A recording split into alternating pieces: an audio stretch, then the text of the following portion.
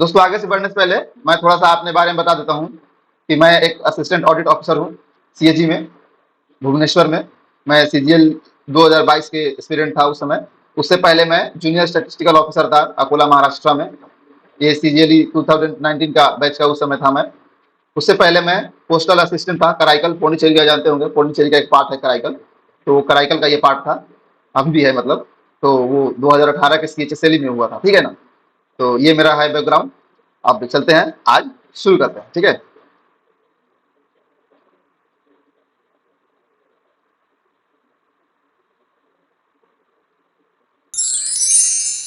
How to prepare और crack any examination. किसी भी परीक्षा में हम किस तरह का तैयारी करें, किस तरह से प्रिपेयर करें कि हम एग्जामिनेशन को क्रैक कर सकें। क्रैक करने का मतलब यहाँ पे ये दोस्तों है कि आपका मेरिट लिस्ट में नाम आए। क्रैक करने का वो जेई और नीट वाला मत समझिएगा, क्योंकि उसमें क्रैक करने के बाद में रैंकिंग होता है, इसमें भी रैंकिंग होता है, लेकिन रैंकिंग करने के बाद में जो मेरिट लिस्ट में नाम आता है कि आप you are selected for CGLE, for UPSC, sorry UPS, UPSC, PSC, जितने सारे एग्जामिनेशन है, इंडियन रेलवे है, एनडीए है, सीडीएस है, बैंकिंग है, तो इस सब में एक ही चीज अप्लाई होता है। सारे एग्जाम में एक चीज अप्लाई होता है। अगर वो चीज आपने समझ लिया, सीख लिया, तो फिर आपको किसी तरह का दिक्कत का सामना नहीं करना पड़ेगा। तो वो चीज क्या है? तो वो चीज जानने से पहले हम ये समझते हैं कि एस्पिरेंट कितने तरह के होते हैं। अगर ये आप समझ लिया तो समझ लीजिए कि आप एग्जाम भी निकाल लेंगे। आप इसको, आपके पास ये भी नॉलेज हो जाएगा कि हम क्रैक कैसे करें, क्योंकि वो सारे के सारे निर्भर करता है एस्पिरेंट पे। एस्पिरेंट मतलब जो तैयारी कर रहे हैं, प्रिपरेशन कर रहे हैं, उनके ऊपर ही, उनके माइंडसेट के ऊपर ही निर्भर करता है कि वो तैयारी कैसे कर रहे हैं। अगर हम उनको समझ लेंगे कि वो कौन है और कैसे तैयारी करते हैं, तो आप उसमें अपने आप को फाइंड आउट कीजिएगा कि आप किस कैटेगरी में आते हैं। अगर जो कैटेगरी मैं बताने जा रहा हूं उसमें अगर आप नहीं आते हैं तो उसमें होने के लिए कोशिश कीजिएगा, ठीक है। तो इसको ध्यान से आप देखिएगा। चलिए शुरू करते हैं।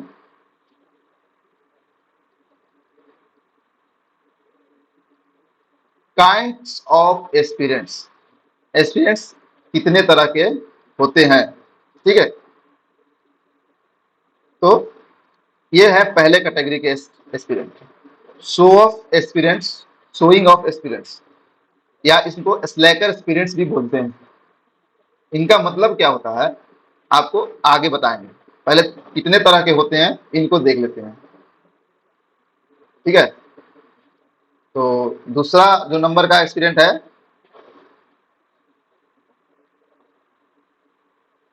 ये है एक्सपर्ट, जिनको हम अपने भाषा में, तैयारी वाले भाषा में बाबा बोलते हैं। ये होते हैं एक्सपर्ट पार्टिकुलर सब्जेक्ट, किसी खास सब्जेक्ट में वो एक्सपर्ट होते हैं। उनके बारे में बैठिएगा, बोलिएगा, बात कीजिएगा, तो बैठ के आपको घंटों लेक्चर दे देंगे।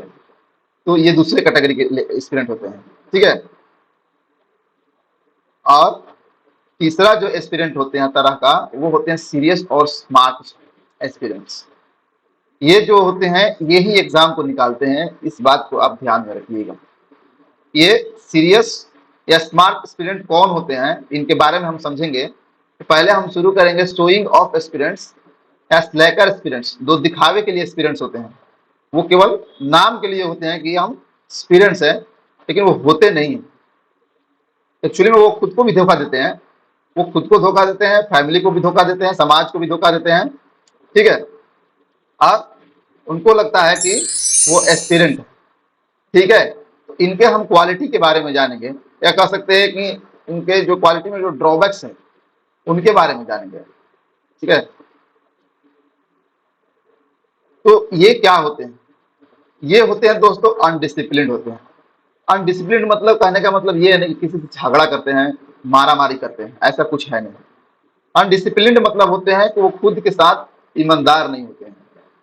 वो किसी भी, जो अपना रूल बनाते हैं कि आज ये पढ़ेंगे, इतना घंटा पढ़ेंगे, इतना घंटा ये सब्जेक्ट पढ़ेंगे, इतना घंटा ये सब्जेक्ट पढ़ेंगे, इसको रिवीजन करेंगे, वो नहीं कर पाते हैं। एक दिन करेंगे, 2 दिन करेंगे, तीसरा दिन कोई ना कोई बहाना ढूंढ लेंगे करने का, चाहे कोई ना कोई काम में और कामों में लग जाएंगे। मतलब उस काम को वो प्रॉपरली करते नहीं है। ठीक है, तो इसमें दूसरे इनका क्या होता है, एक पहचान कि waste time in useless things rather than studying. Example में है mobile phone, entertainment, gossiping, walking इधर एंड किधर। ये टाइम बहुत पास करते हैं फालतू चीजों में। फालतू चीजों में टाइम पास करेंगे, जैसे कि मोबाइल देखेंगे, मोबाइल में यूट्यूब देखने लगेंगे, इंस्टाग्राम चलाने लगेंगे, कोई और इंटरटेनमेंट जैसे मूवी देखने लगेंगे, बैठ के चार लोगों के साथ में खुद तो डिस्टर्ब होंगे, एक और दो को डिस्टर्ब करके उनसे बातें करने लगेंगे। तो ये जो बातें करते हैं और मोबाइल फोन में चलाते हैं, ये वाले बच्चे भी उसी कैटेगरी में आते हैं। और मोबाइल फोन चलाने का मतलब ये मैं नहीं बोल रहा कि किसी आप पढ़ाई के लिए मोबाइल चला रहे हैं, जैसे यूट्यूब देख रहे हैं, यूट्यूब में कोई कोर्स देख रहे हैं, वीडियो जैसे किसी सब्जेक्ट के बारे में देख रहे हैं, मैं उसके बारे में बात नहीं कर रहा। यूट्यूब में जैसे आपने कोई शॉर्ट्स देखना लगने लगे, यूट्यूब में कोई और भी चीजें देखने लगे जो कि आपके स्टडी से रिलेटेड नहीं है। ठीक है, तो और आप अपना फोन को एक बार ईमानदारी से जाके देखिएगा और उसमें आपने कितना समय कौन से ऐप पे दिया हुआ है ये भी देखिएगा, और दिन भर का कितना समय आपने मोबाइल पे दिया है ये भी जाके देखिए। आपको पता लगेगा कि आप मोबाइल में जो समय दे रहे हैं तो कौन से काम के लिए आप कितना दे रहे हैं। ठीक है, और ये देखिएगा कि आप खुद को एंटरटेन करने के लिए, माइंड माइंड को फ्रेश करने के लिए, बार बार लोग बोलता है ना कि माइंड मेरा यार ठीक नहीं है आज, थोड़ा माइंड ठीक करते हैं, मूवी देखते हैं, ये करते हैं, वो करते हैं। तो ये सारे बहाने होते हैं। माइंड आपका हमेशा किसी ना किसी कारण से खराब रहता है तो उसको बनाना पड़ता है। ठीक है, बातें बहुत करते हैं, बातें इतना करेंगे कि क्या कहना। ठीक है, बातें बहुत करेंगे तो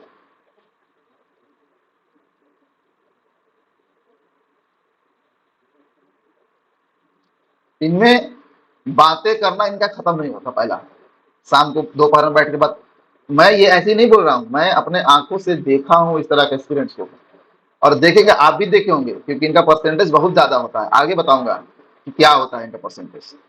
ठीक है, और यहाँ वहां घूमना, कभी शाम को चल जाएंगे मूड फ्रेश करने के लिए मार्केट, कभी इधर कभी उधर, ये इनका इनका काम ही है, इनका रोज का यही काम है। तो इन बातों का आप ध्यान रखिएगा। तीसरा है कि ये make excuses of not studying, not clearing the exam. अब ये सपोज कीजिए कि इनका दिन भर का समय है 24 घंटा, तो कुछ समय तो चले सोने में जाता है, डेली एक्टिविटी में जाता है, लेकिन अगर दिन भर ये पढ़ नहीं पाए किसी वजह से, तो वो उसका एक्सक्यूज बनाएंगे, माने बहाने बनाएंगे। अरे यार आज मूड ठीक नहीं था इसलिए नहीं पढ़ पाया, अरे यार आज मम्मी का फोन आ गया, ये वो बात बोल दी मैं नहीं पढ़ पाया, अरे यार आज मेरा तबीयत खराब है, अरे यार आज ये है वो है, तो 10 तरह के बहाने बनाएंगे। अब हमको समझ में नहीं आता है कि वो बहाने किसके लिए बनाते हैं, क्यों बनाते हैं। धोखा में खुद को रखने के लिए, खुद के मन को शांति करने के लिए, शांत करने के लिए कि भाई चलो बाहर में आए हुए हैं, माँ पापा का पैसा खर्चा कर रहे हैं, तो कुछ अपने दिमाग को तसल्ली देने के लिए बहाने बनाते हैं। कोई एग्जाम अगर इनसे क्रैक नहीं होता है, कोई एग्जाम जाए फॉर्म भरे नहीं निकला, उसका भी एग्जाम का बहाना बनाएंगे। अरे यार मेरा ये कमजोर था, वो कमजोर था, इसका ध्यान नहीं दिया, मूड उस समय खराब हो गया था, 1 घंटा का एग्जाम ही होता है, 2 घंटा का एग्जाम ही होता है, उसमें ये हो गया वो हो गया, बहुत तरह के बहाने बनाएंगे। मतलब गलती एक्सेप्ट नहीं करेंगे, डाल देंगे बहाने 10 तरह का। तो ये इनमें ये भी एक पाया जाता है, जैसे do not accept their mistakes, fall and pass the buck on their destiny. कि ये कोई भी गलती को एक्सेप्ट नहीं करेंगे और वो भाग्य पर करेंगे, भाग नसीब में मेरा नहीं था इस बार निकालना पेपर। ये खुद पे एनालाइज नहीं करेंगे कि मैंने क्या किया, 1 साल क्या तैयारी मैंने जो किया, वो उसमें मैं क्या किया, क्या पढ़ाई किया, कितना समय मैं अपना स्टडी पे दिया, कितना फालतू चीजों में दिया, ये कुछ नहीं करेंगे। सारा चीज डेस्टिनी पे, भाग्य पे डाल देंगे, कभी किसी और चीज पे डाल देंगे, माने एक बहाना निकालेंगे खुद को सेटिस्फाई करने के लिए। आप भी देखे होंगे इस तरह के आपको स्टूडेंट मिलते हैं, ये मिलेंगे ही मिलेंगे। हो सकता है कि आप में ही कोई हो इसका, बहुत लोग होते हैं इसका। ठीक है, और attend seminars and listen motivational videos on YouTube from और फ्रॉम समवेयर एल्स। ये ना सेमिनार बहुत इनको अटेंड करने का शौक होता है।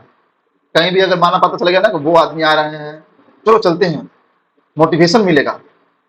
मोटिवेशन उनको बहुत चाहिए होता है, हर दूसरे दिन मोटिवेशन चाहिए होता है। आप विश्वास नहीं होगा, सच बता रहे हैं, उनका मोटिवेशन गिरता रहता है, हमेशा गिरेगा। जैसे कि अरे आज कुछ ऐसा मोटिवेशनल वीडियो देखते हैं ना तो जिससे मैं मोटिवेट हो जाऊं, और मोटिवेट होकर वो 2 दिन खूब पढ़ेंगे, मोटिवेट होकर खूब पढ़ेंगे और पढ़ेंगे 2 दिन, और 2 दिन के बाद फिर उनका वही रोज का सेम चीज। सेमिनार जाके आएंगे तो भाई क्या बाप रे, क्या बताया, मजा आ गया एकदम, मतलब खुश कर दिए सर, जो भी बताएं वो आप। अब वो 2 दिन खूब पढ़ेंगे, फिर 2 दिन के बाद खुश हो जाते हैं। तो ये इनका लक्षण है, कह सकते हैं सिम्टम। एक तरह का दोस्तों ये एक्सीडेंट का एक तरह का मैं मानता हूँ कि एक तरह का ये बीमारी है, जो कि खुद को सेटिस्फाई करने के लिए काम किया जाता है। ठीक है, तो इनका रेशियो कितना होता है जानते हैं? आज चकित होंगे कि इनका रेशियो इतना सरस है, कुछ भी बनाने के लिए वीडियो बोल दे रहे हैं। मैं वीडियो बनाने के लिए बोल नहीं रहा, इनका रेशियो 60 to 70% होता है मेरे हिसाब से। और मैंने जब तक से रहा हूं तो उसमें मैंने देखा हूं लड़कों को। आपको क्या लगता है कि किसी भी फॉर्म में, किसी भी एग्जामिनेशन में, सॉरी, जो फॉर्म गिरता है और फॉर्म गिरने के बाद में उनमें 50% तो लड़का एग्जाम ही देने नहीं जाते हैं। आप देख लीजिए किसी भी एग्जाम का, खास करके एसएससी को देख लीजिएगा, उसमें मैं हमेशा देखा हूं कि 100% अगर फॉर्म गिर रहा है तो उसमें 50 के अराउंड, 50 to 60% के अराउंड ही लोग जाते हैं पेपर देने के लिए। तो जो 50 to 40% बचे वो इसी तरह में जाते हैं, और जो 10 to 20% लोग हैं वो एग्जाम देने जाते हैं, एग्जाम जरूर देने जाएंगे, लेकिन वही वाला बता रहा हूं जो है, इनका जो रेशियो है आप इसलिए ज्यादा होता है कि ये जो स्टूडेंट होते हैं ये फॉर्मालिटी करते हैं बस। उनको पता, हमको लगता है नहीं होता है, उनको लगता है कि बस मेहनत करने का जरिया इतना ही है। वो फॉर्मालिटी करते हैं और सोचते हैं कि पेपर निकल जाएगा। वो ये नहीं सोचते हैं कि जो 24 घंटा में 10-12 घंटा पढ़ने वाला स्टूडेंट है, और ये भाई साहब पढ़ते हैं 2 से 3 घंटा 4 घंटा, तो 10 घंटा पढ़ने वाला निकालेगा कि ये 8-4 घंटा निकालेगा, है कि नहीं? अपने से आप लॉजिक लगाइए। तो इस बात पे आप ध्यान दीजिएगा, ये होते हैं। जब आप एनालाइज कीजिएगा अपने आसपास में तो आप पाइएगा कि वो खाएंगे बहुत बढ़िया से आराम से, कहेंगे कि हेल्थ सही रहेगा, तो हाँ, हेल्थ बहुत जरूरी है, हेल्थ के लिए एक्सरसाइज कीजिए सुबह में, खाली खाने से थोड़े हेल्थ बनता है। खूब खाएंगे, खूब सोएंगे, खूब वीडियोस देखेंगे, सेमिनार देखेंगे, इधर उधर का टाइम वेस्ट करेंगे, इनका संख्या सच में इतना होता है। आप अगर उसमें नहीं है तो एनालाइज कीजिएगा, अगर आपको करना होगा तो ये इतना निकल जाएंगे। आप अगर अपने 10 स्टूडेंट को देखिएगा तो 10 स्टूडेंट में देखिएगा कि कितना सीरियस स्टूडेंट है, जो डेली फॉलो करता है अपना रूल नियम और रोज पढ़ता है, बहुत कम मिलेंगे आपको। आगे आपके सामने रोएंगे जरूर कि अरे यार मैंने इतना पढ़ा आज, इतना पढ़ा, लेकिन वास्तविक में होते नहीं है। पढ़ेंगे, मोबाइल देखेंगे, पढ़ेंगे, कभी वो बात करेंगे, और उस सबको पढ़ाई में काउंट कर लेते हैं। वो पढ़ाई करने का तरीका है ही नहीं दोस्तों। आगे बताएंगे पढ़ाई करने का तरीका क्या होता है। अब हम बाबा के बारे में बात करते हैं। ये अनोखे लोग होते हैं, सही बता रहे हैं, ये बहुत अनोखे लोग होते हैं। ये सच में बाबा होते हैं, इनके पास नॉलेज भर के होता है, लेकिन नॉलेज होता है लेकिन एग्जाम के पर्पज से नहीं होता। जैसे अगर एग्जाम में 4 सब्जेक्ट या 5 सब्जेक्ट या 10 सब्जेक्ट के बारे में पढ़ना है तो ये किसी पार्टिकुलर सब्जेक्ट में एक्सपर्ट हो जाएंगे। ठीक है, और यहाँ पे देखते हैं क्या है कि ये समवट डिसिप्लिन, मतलब ये कुछ कुछ तरीके से डिसिप्लिन होते हैं, मतलब फॉलो पूरा तरह से तो नहीं करते, लेकिन हाँ ये है कि अगर वो 10 घंटा उनको पढ़ने का बनाएंगे तो उसमें से 6 घंटा 7 घंटा पढ़ लेंगे। कभी पढ़ेंगे, कभी मैंने 5-10 दिन पढ़े, फिर 2-4 दिन रेस्ट में चले जाते हैं। 2-4 दिन रेस्ट करेंगे, फिर 10 दिन पढ़ेंगे, फिर 4 दिन रेस्ट करेंगे, तो जो पढ़ा हुआ है 10 दिन का वो 4 दिन में लगभग गायब हो जाता है।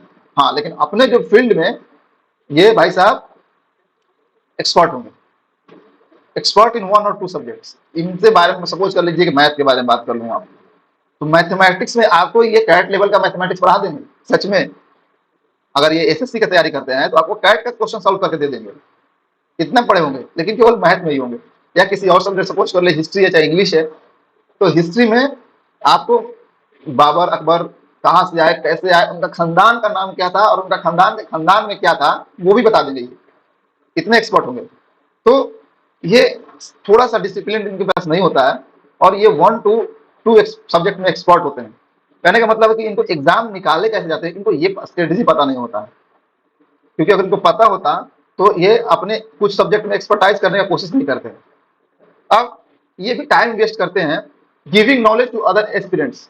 मतलब बाबा इसी थोड़े हैं, वो ऐसे थोड़े नाम पड़ गया बाबा। बाबा का मतलब क्या होता है? ज्ञानी बाबा, ज्ञान देने वाले बाबा। तो ये ज्ञान बहुत देते हैं, इतना ज्ञान देंगे कि आप देखिएगा कि शाम में अगर पार्क में जाके बैठिएगा तो इनके जैसा 3-4 ज्ञानी बाबा मिलेंगे और डिस्कशन के नाम पे आपको खूब ज्ञान देंगे, कहेंगे कि ये पढ़ो, वो पढ़ो, ये ठीक नहीं है तुम्हारा, वो ठीक नहीं है, ऐसा पढ़ना चाहिए, लेकिन खुद नहीं देखेंगे, खुद अपने बारे में नहीं बात करेंगे। जब आप बोलोगे तो बोलेंगे लाओ पूछो हमसे, इसमें से क्या पूछना है तुमको, अपने सब्जेक्ट जिसमें वो एक्सपर्ट है उसके बारे में लाके सब सब बता देंगे। लोगों को लगता है अरे भाई बहुत पढ़ा हुआ है, बहुत जानता है। लेकिन अगर वो जानता तो 10 साल से 15 साल से तैयारी नहीं करता। होते हैं बहुत सीरियस स्टूडेंट भी होता है जिनका 10 साल लग जाता है, ऐसा बात नहीं है, लेकिन इनकी संख्या ज्यादा होता है उसमें। वो अगर एक बाबा में अगर बात कर लो तो उसमें पॉइंट मतलब 1% मान लो, 100% में 1%, अगर जितना बाबा का परसेंटेज का कैटेगरी होता है उसमें से 1% मान लो सीरियस स्टूडेंट होते हैं। सीरियस स्टूडेंट होते हैं जिनका किसी कारण से नहीं हो पाता, बहुत सारा कारण भी होता है। Make excuses of not studying और नॉट क्लियरिंग एग्जामिनेशन, ये जो बाबा होते हैं ना, ये सेम उन्हीं की तरह होते हैं। पहले वाले नॉलेज तो है ही इनके पास, लोगों को पता ही है कि 2-3 सब्जेक्ट में इनको नॉलेज है, लेकिन लोगों को थोड़े पता है, इनको पता है कि 2-3 सब्जेक्ट के बारे में नॉलेज है, लोगों को थोड़े पता है कि और सब सब्जेक्ट में इनको नॉलेज नहीं है।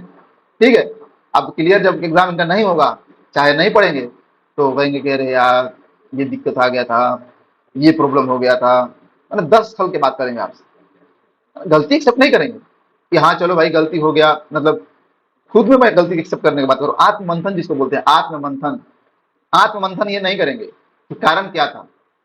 वो गलती किसी चीज पे डाल देंगे, कोई कारण समझ लेंगे कि अरे ये कारण था और निकल लेंगे। They think they know everything related to subject syllabus and blame on fortune और biological structure of the body. ये इंटरेस्टिंग है दोस्तों, इसको समझिएगा। आपको विश्वास नहीं कीजिएगा कि मैं बहुत दोस्त अपने तैयारी करने के समय में और अभी भी बहुत ऐसे लड़कों से बात करते हैं जो हमसे पूछते हैं कि तैयारी कैसे करते हैं, और बात बात करते करते में वो बहाने ऐसे ऐसे बनाते हैं जिसे अंदर से तो हंसी आती है, लेकिन क्या कीजिएगा, हंसना तो नहीं होता है। अब ये क्या करते हैं कि वो सोचते हैं कि उनको सब पता है, उनको सिलेबस के बारे में, उस सब्जेक्ट के बारे में, सिलेबस में जितने सब्जेक्ट होते हैं उनके बारे में सब पता है, सब कुछ पढ़ लिए हैं, लेकिन जब उनका नहीं होता है तो वो भाग्य पे, नसीब में नहीं था, ये बोलेंगे। यार यार इस बार लगता है कि नसीब में नहीं था, इस वजह से नहीं हुआ। या biological structure of the body, ये वाला इंटरेस्टिंग है, ये वाला ध्यान दीजिएगा। अब ये biological structure of the body क्या है? अब देखिए दोस्तों, यूपीएससी में जो बच्चे तैयारी करते हैं, जो भी एस्पिरेंट्स, हालांकि उनके बारे में हमको ज्ञान देना थोड़ा सा मेरा उतना लेवल नहीं है, लेकिन ये रूल अप्लाई होता है, सब पे अप्लाई होता है, ये कह सकते हैं कि यूनिवर्सल ट्रूथ है। सपोज कीजिए कि आप किसी एग्जाम का तैयारी करते हैं, सपोज कीजिए एसएससी का तैयारी करते हैं, ठीक है। एसएससी में जैसे कि अलग अलग चीजें हैं, जैसे अगर एनआईए वनआईए के जाइएगा, आपको सीबीआई उबीआई में तो एक पर्टिकुलर हाइट मांगा है उसमें कि इतना हाइट आपका होना चाहिए, या किसी किसी में कलर ब्लाइंडनेस नहीं होना चाहिए, ये मांगा है, ठीक है। किसी किसी में चेस्ट एक्सप्रेशन, थोड़ा थोड़ा साइकिलिंग विकलिंग भी है किसी पोस्ट में, कोई पोस्ट नॉर्मल है जिसमें केवल थोड़ा सा मेडिकल होता है और हो जाता है। तो जिसमें हाइट मांगता है और जिसमें कलर ब्लाइंडनेस का प्रॉब्लम है, तो जिनका हाइट मान लीजिए कि कम है, उतना हाइट नहीं है, जानते हैं क्या एक्सक्यूज बनाते हैं, अरे यार अगर ये मेरा हाइट होता ना तो ये मेरा जॉब कब का हो चुका हो।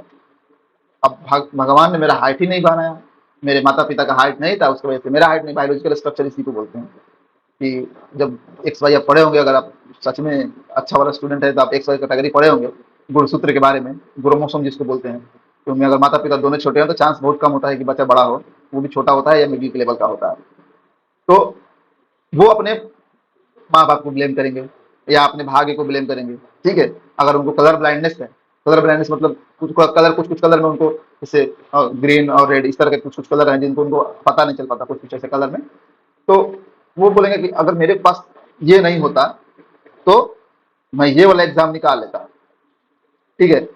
और वो बहाना बना के खुद को सेटिस्फाई करते हैं और माँ बाप को धोखा देंगे, तो माँ बाप को बोलेंगे कि तुम्हारे वजह से ये ऐसा हुआ है, तुम लोगों का कलर ब्लाइंडनेस नहीं होता तो मेरे को कलर ब्लाइंडनेस नहीं होता, मेरे को नहीं होता तब तक मैं ये एग्जाम निकाल लिया होता। लेकिन वो ये नहीं बताते कि वो एक पोस्ट की बात कर रहे हैं या 2-10 पोस्ट की बात कर रहे हैं, उसमें तो और भी 50-25 पोस्ट है ना भाई, उसके बारे में तुम क्या बोलोगे। आप 4-5 पोस्ट को बहाना बना के आप बोलोगे कि मेरा इस कारण से नहीं हुआ, तो ये तो गलत है ना। और वो दूसरा नंबर ले आओ, थोड़ा सा ज्यादा नंबर ले आओ, पढ़ाई करो, पढ़ाई के नाम पे घर पे रहोगे, चाहे कहीं अगर आप हॉस्टल में रह रहे हो, रूम पे रह रहे हो, तो वहां पे रह रहे हो, बातें कर रहे हो फालतू का, अगर लाइब्रेरी जाते हो तो लाइब्रेरी में टाइम पास करते हो, मोबाइल देखते हो, फ्री वाईफाई का पूरा इस्तेमाल करते हो, और फिर बोलोगे कि मेरा नहीं हुआ, मेरे माँ बाप का गलती है, मेरा भाग अच्छा नहीं है। ये एक्सपर्ट बाबा लोग ये सब बोलते हैं, ठीक है, कुछ कुछ जानकारी रख लेंगे और अपने आप को एक्सपर्ट समझते हैं, और वो यही काम करते हैं। इनका परसेंटेज दोस्तों 5 से 10% होते हैं, ठीक है, इनका परसेंटेज 5 से 10% होता है, और इनका सक्सेस रेशियो बहुत कम होता है। ये जैसे 5 से 10% इसका रेशियो है, तो इनका सक्सेस रेट बहुत, और 5% 10% को अगर 100% मान लेना, तो उनका सक्सेस परसेंट 1 से 5% के बीच में होता है, ठीक है, ऐसे होते हैं। और जो पहले वाले जो होते हैं उनका तो बताया, जो उनका तो कोई चांस ही नहीं होता है, उनका तो कभी होगा ही नहीं, ये बात याद रखिए। अब आते हैं हम स्मार्ट और सीरियस स्टूडेंट के ऊपर। ये कैसे होते हैं, ये क्या चाहते हैं, क्या करते हैं, कैसे पढ़ते हैं, इनके बारे में हम बात करेंगे, और कितने इनके रेशियो है ये भी जानेंगे हम इस स्लाइड में। They are very discipline. Discipline का मतलब यहाँ पे अच्छे समझिएगा दोस्तों, बहुत अच्छे समझिएगा, क्योंकि अगर आप इस कैटेगरी में नहीं आते तो आप इस कैटेगरी में आपको जरूर आना पड़ेगा। अगर इस कैटेगरी में आप नहीं आए तो भूल जाइए कि आपका एग्जाम निकलेगा भी किसी भी कभी भी नहीं। डिसिप्लिन का मतलब क्या होता है, ये बहुत इंपॉर्टेंट है। डिसिप्लिन का मतलब ये नहीं है कि आप सामने आए, सर नमस्कार, ये डिसिप्लिन है, घर पे गए, घर मम्मी को पढ़ा दिए, ये है डिसिप्लिन का पार्ट। लेकिन आपके जो करियर का जो ग्रोथ होने वाला है, जिसकी वजह से आप नौकरी होने वाला है, मैं उस डिसिप्लिन का बात कर रहा हूँ दोस्तों। ये अगर दिन भर में बना दिए कि हमको 12 घंटा में ये 4 सब्जेक्ट को पढ़ना है, इस 4 सब्जेक्ट को इतना समय देके रिवीजन करना है, इसका सेट लगाना है, इतना लिखना है, तो वो करेंगे। वो रोज करते हैं ये काम, उनको और अगर कोई काम आ गया तो उसमें से पूरा करके किसी तरह ही वो काम करते हैं वो। हाँ, अगर किसी कारण सपोज की तबियत खराब हो गया, कुछ हो गया, तो उसको पिछले वाले को मेंटेन करते हैं अगला दिन। ये बहुत रेयर चांस होता है कि ये अपने सब्जेक्ट को छोड़ते हैं। सुबह में कितने बजे जगना है, कितने बजे रात को सोना है, ये इनका फिक्स होता है। एक्सरसाइज भी किसी कोई कोई डिसिप्लिन लोगों में करते हैं ताकि माइंड फ्रेश होता है, लेकिन बहुत लोग नहीं भी करते हैं, लेकिन होते हैं डिसिप्लिन लोग। टाइम से लाइब्रेरी जाएंगे, टाइम से लाइब्रेरी से आएंगे, लाइब्रेरी में जाके मोबाइल नहीं देखेंगे, लाइब्रेरी का पूरा इस्तेमाल करेंगे। ठंडा ठंडा जगह होता है, एसी लगा रहता है, इन्वायरमेंट अच्छा होता है, तो वो उस इन्वायरमेंट का 100% इस्तेमाल करने का कोशिश करते हैं, पढ़ाई करते हैं वो। अब पढ़ाई ये वाला नहीं कि अभी पढ़ाई किए 20 मिनट, इंस्टाग्राम का नोटिफिकेशन आ गया तो नोटिफिकेशन देख लिए, अब फिर वो नोटिफिकेशन में स्क्रॉल करने लगे, चाहे यूट्यूब कुछ आ गया। ये ऐसे नहीं होते। ये यूट्यूब इस्तेमाल भी करेंगे तो अपने पढ़ाई से रिलेटेड करेंगे। सपोज कीजिए कि किसी सब्जेक्ट के बारे में फंस गए या कुछ जानना चाहते हैं, तो यूट्यूब पे जाके वो करेंगे, करते हैं ये, ऐसा बात नहीं है, लेकिन वो अच्छे से उस काम को फॉलो करते हैं, ठीक है। तो आगे चलते हैं। They study as much as need to crack the examination, और दे आर सेल्फ मोटिवेटेड। कहने का मतलब दोस्तों कि ये किसी सब्जेक्ट के बारे में उतना ही पढ़ते हैं जितना कि उसको करेक्ट करने की जरूरत है, वो बाबा बनने का कोशिश नहीं करते। देखिए दोस्तों, किसी भी सब्जेक्ट में इतना ज्ञान भरा हुआ है कि लोग उसमें पीएचडी करके रिसर्च करते हैं। सपोज कीजिए कोई भी सब्जेक्ट आप उठा लीजिए, सपोज कीजिए इंग्लिश का मैं बात करूं, तो इंग्लिश सब्जेक्ट में लोग पीएचडी करते हैं, उस पर रिसर्च करते हैं, कितने सारे पढ़ाई, जिंदगी लग जाता है उस सब्जेक्ट के बारे में पढ़ने में उनको, फिर भी उनको समय कम पड़ जाता है। तो आप कैसे सोच रहे हो कि उस इंग्लिश के बारे में हम सब सब्जेक्ट पढ़ लें, सारा चीज जान जाएंगे? कैसे सोच सकते हो? नहीं ना। कोई भी सब्जेक्ट, हिस्ट्री हो, मैथमेटिक्स हो, जियोग्राफी हो, जनरल नॉलेज हो, कुछ भी हो, किसी सब्जेक्ट का नॉलेज का अंत नहीं होता है। तो ये बात ये स्मार्ट स्टूडेंट समझते हैं। इनको पता है कि एग्जाम कैसे निकालते हैं, इनको पता है कि हमको कितना पढ़ना है, नॉलेज इतना है, तो इतना नॉलेज में हमको इतना अगर पढ़ना है तो वो उतना ही फोकस करेंगे, ये फालतू चीजों में नहीं पढ़ते। And they are self motivated, इनको मोटिवेशन का कोई जरूरत नहीं है। आप जितना भी आप वो देख लीजिए, जो इंटरव्यू देख लीजिए किसी भी यूपीएससी के स्टूडेंट को, या किसी भी जनरल स्टूडेंट को जो तैयारी करते हैं, एग्जामिनेशन की बैंकिंग का तैयारी करते हैं, किसी भी स्टूडेंट को देख लीजिए, they are self motivated, they do not they do not need any type of motivation. वो खुद से मोटिवेटेड होते हैं, उनको मतलब किसी तरह का वीडियो वीडियो देखने का जरूरत नहीं है। उनको सुबह में जाकर पढ़ना है तो पढ़ना है, उनको पता होता है कि मेरे को एग्जाम निकालना है, मेरे को इतना समय के अंदर में एग्जाम निकालना है, उनको पता होता है, इसीलिए उन्हें किसी मोटिवेशन का जरूरत नहीं होता है। वो खुद सेल्फ मोटिवेटेड होते हैं। आप देख लेना इन तरह के स्टूडेंट को, सेमिनार ये होता है, जा सकते हैं, ये भी जाते होंगे, लेकिन मोटिवेशन के लिए वो नहीं जाते हैं, वो जानकारी लेने के लिए जाते हैं कि वो क्या बोल रहे हैं, कुछ कुछ लाइफ की नॉलेज भी मिल जाता है उसमें, उसके लिए जाते हैं। कुछ नए रास्ते हो सकता है कि मिल जाए, इसके लिए जाते हैं। हो सकता है कि ये भी जाते हैं, कोई कोई जाते हैं स्टूडेंट इनमें भी, लेकिन वो मोटिवेशन के लिए नहीं जाते हैं, उनके पास दे आर ऑलरेडी मोटिवेटेड। ठीक है, तो इनमें ये क्वालिटी पाया जाता है ना। If they fail, they do not blame on fortune, but accept and try to find out and correct those mistakes. अगर वो किसी भी एग्जाम में फेल करते हैं, किसी भी यार चीजों में फेल करते हैं, तो वो फॉर्चून को ब्लेम नहीं करते हैं, उन्हें वो एक्सेप्ट करते हैं और उसको सुधारने का कोशिश करते हैं कि क्या हमने गलती किया, किस वजह से मेरा नहीं हुआ, कौन से सब्जेक्ट में मेरा मार्क्स कम आया और क्यों आया, रिटन में कम आया कि ऑब्जेक्टिव में कम आया, तो कम आया तो क्यों आया, उस चीज को वो देखते हैं और उसको सुधारते हैं, और सुधारने के बाद वो फिर उसमें आगे हो जाते हैं। तो इस चीज का वो ध्यान रखते हैं हमेशा। They don't waste time doing things those are not relevant to them. वो उन चीजों में अपना समय व्यर्थ नहीं करते, बर्बाद नहीं करते जो उनके स्टडीज से उनसे रिलेटेड नहीं है। हमको हमको हमको हिस्ट्री का एग्जाम देना है, तो मैं मैथमेटिक्स क्यों पढ़ूंगा, बताइए, फालतू है ना। हमको अगर मुंबई जाना है, मुंबई में मेरे को कोई काम है, तो मैं दिल्ली जाके थोड़े उस काम को निपटा सकता हूँ, नहीं कर सकता हूँ ना, हमको तो मुंबई ही जाना पड़ेगा ना।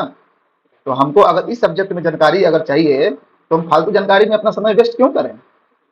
तो इनका ये होता है, ये इनका क्वालिटी है, ये इस तरह फालतू चीजों में अपना समय व्यस्त नहीं करते हैं। ठीक है, their ratio is low, 20 to 30%, and its success rate is high. इनका जो रेशियो होता है ना, बहुत 20 से 30% होता है, और इनका सक्सेस रेट 90 to 95% होता है। 100% तो नहीं कहेंगे, 5% 10% तो बेचारे फेल हो ही जाते हैं, फिर वो आगे ट्राई करते हैं, लेकिन हो जाते हैं जरूर। वो अगर एक अटेम्प्ट में नहीं होंगे, दूसरा अटेम्प्ट में होंगे, दूसरा अटेम्प्ट में नहीं होंगे तो तीसरा में होंगे, लेकिन होते हैं जरूर।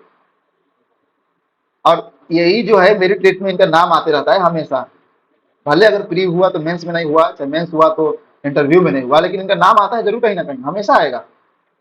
ठीक है, और अगर नहीं आता है तो आ जाएगा। एग्जामिनेशन का तैयारी करना उतना आसान चीज नहीं है, बहुत स्टूडेंट होते हैं, बहुत लोग होते हैं, सक्सेस और वैकेंसी बहुत कम होती है, लेकिन इनका आएगा नाम जरूर, आज नहीं तो कल। तो इनका परसेंटेज रेट हाई होता है।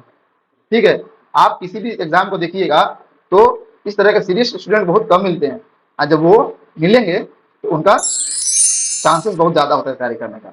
अब इनका मेरा पर्सनली सजेशन क्या है दोस्तों, इसको देखिएगा। पहला बात कि फाइंड आउट, ये देखिए, find out which category you belong to. It is not easy to find out, so take some time and do it. आप इन तीनों कैटेगरी में पहले ये पाइए कि आप किस कैटेगरी में आते हैं। हालांकि ये आसान नहीं होगा इसको पाना कि आप किस कैटेगरी में आते हैं, लेकिन थोड़ा समय लगेगा। आप उसको अब आत्ममंथन कीजिए कि आप क्या करते हैं समय। अब 10 दिनों का एक टाइम बनाइए, और उसमें आप ये देखिए कि कहाँ कहाँ आप समय दे रहे हैं। आप पढ़ाई पे दे रहे हैं, गॉसिप पे दे रहे हैं, किस पे दे रहे हैं, इंटरटेनमेंट पे दे रहे हैं, कहाँ दे रहे हैं, और फिर फाइंड आउट कीजिए। और फिर try to be in third number category, category number 3 में, जिसमें मैंने आपको स्मार्ट और सीरियस स्टूडेंट होने का बात किया हूँ, जो पहले मैंने क्वालिटी बता दिया उनका, उसमें आने का कोशिश कीजिए। क्योंकि जब तक से आप उसमें नहीं आइएगा, आप यूपीएससी और एसएससी का बात, एसएससी का जो सीजीएल का बात छोड़ दीजिए, एमटीएस भी आपको ग्रुप डी वाला लेवल का भी जॉब नहीं निकलेगा। ये बात आप रख लीजिए दिमाग में। After that you will crack any examination regardless how much tough that examination is. अगर ये आप कर लिए तो आप कोई भी एग्जामिनेशन निकाल सकते हैं, चाहे वो कोई भी एग्जामिनेशन हो। ठीक है, it applies to every examination, either that is UPSC, state PCS, और एसएससी, बैंकिंग, रेलवे, और any other examination, CDS, NDA, कुछ भी हो, ये सब पे अप्लाई होता है। हर तरह के होते हैं, कोई एसएससी तैयारी करता है, कोई यूपीएससी का करता है, कोई स्टेट पब्लिक सर्विस कमीशन का करता है। तो ये अलग अलग लोगों के लिए अलग अलग तरह से अप्लाई होगा, ये बात को आप ध्यान रखिएगा। तो अगर इस ईमानदारी से आप पढ़ते हैं तो आपको जरूर सफलता मिलेगा। उम्मीद करता हूं कि आपको पता चल गया होगा कि कैसे पढ़े कि आपको सक्सेस मिले। थैंक यू दोस्तों। आपसे रिक्वेस्ट करता हूँ कि ये वीडियो हमको लग रहा है कि आपको महत्वपूर्ण लगा होगा, तो आप दूसरे को भी भेजिए, ताकि अगर वो फर्स्ट और सेकंड कैटेगरी में है तो वो इसको देखें, और देखने के बाद में उनको कुछ प्रेरणा मिले, और सेल्फ प्रेरणा नहीं, सॉरी, मोटिवेशन नहीं देना मैंने को, सेल्फ रियलाइजेशन करें, ठीक है ना? सेल्फ रियलाइजेशन करें कि क्या वो फर्स्ट थर्ड कैटेगरी में आते हैं। तो इस वीडियो को जरूर शेयर कीजिएगा और सब्सक्राइब भी कर दीजिएगा, क्योंकि मैं आगे एसएससी की तैयारी करते करते हैं एसएससी के सिलेबस सब कुछ उसमें लाने वाला हूँ, ठीक है? तो सब्सक्राइब कर दीजिएगा, बेल आइकन को क्लिक भी कर दीजिएगा इसी तरह के अच्छे अच्छे वीडियो देखने के लिए, और दूसरे को भी शेयर करके बताइएगा कि अ, इस वीडियो को देखें और खुद को सेल्फ आत्मंथन करें, सेल्फ रियलाइज करें कि क्या वो किस तरह के स्टूडेंट है ना? वीडियो को सब्सक्राइब जरूर कर लीजिएगा प्लीज़, मेरा रिक्वेस्ट है आपसे, और बेल आइकन भी क्लिक कर लीजिएगा, ताकि अगर वीडियो मैं अपलोड करूँ तो आपको पता चले। नमस्कार।